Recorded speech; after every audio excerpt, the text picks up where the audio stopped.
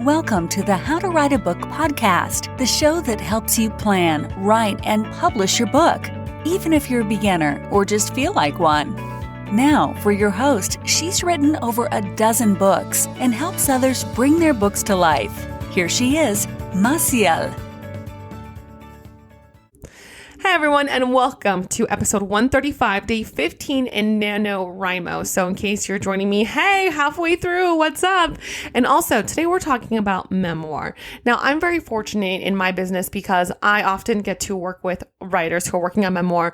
And what's special about that is because we often really deep dive into dark times in their past. And I feel like it's a gift that they can share that with me. So if you are also working on Memoir, I just want to let you know that you're not alone. And there are other people out there who are also working on their memoirs, and you can do it too.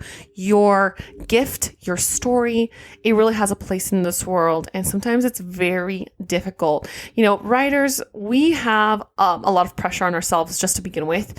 I think art is just full of that, right? I mean, we have resistance. We have books on resistance. We have writers groups, you know, anything that can kind of help us support us through. So when you tackle something like a memoir, you're adding a lot more to it. So never ever feel like you're behind or like you're like, oh my gosh, I just can't get to this. You know, it's a heavy topic. All right. So tip number 1 of 3 for writing a memoir is remember that it's bits of your life. A memoir is not an autobiography. An autobiography is essentially saying, hey, I was born this year, and then now we're just going to go sequentially until where I am right now. A memoir is more of a reflection. It's kind of like if you were to write about a fictional character and you come to the end of their book and you realize that all these events that have happened to them have all been kind of pieces towards the end. And it really is, they're so similar because when you write like a fictional work, you know, a novel, you know, you don't typically, you know, unless it's like a experimental fiction, you don't typically write day 1, day 2, day 3, day 4 until you get to the ending, right? We have, you know, maybe a couple of days here, a couple of hours there, a couple of weeks here. And the same thing can be said of your memoir. You know, it's usually tied either by theme or event. So if you're trying to work through something that happened in your past, you might touch on all the times in your life when that subject came up out of the ashes, or maybe you were kind of triggered by it and now it's causing something else, and it's all tied to that one event, you know, or perhaps you're looking back on a series of events that somehow are all thematically tied together.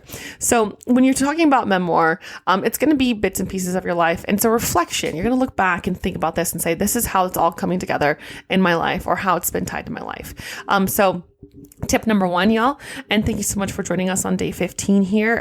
Tomorrow we'll have a tip number 2 for memoir. Y'all, thank you so much for joining us here in NaNoWRIMO. This is the How to Write a Book podcast, and we're tackling NaNoWRIMO. And hey, if you're like, what's NaNoWRIMO then? I'm going to say, go to nanowrimo.org. I love them. I'm absolutely not sponsored by them. I just love what they do. I love the organization. I love what they stand for. They help writers all over the world. And that is a beautiful, beautiful thing. So check them out. They're awesome. All right, y'all, I am going to see you tomorrow and keep writing. Hey there, writer. Thank you for listening to the How to Write a Book podcast with your host, Massiel Valenzuela. If you like the show, we'd be happy if you left a review. For more information on writing and the writer's life, go to www.themassiel.com.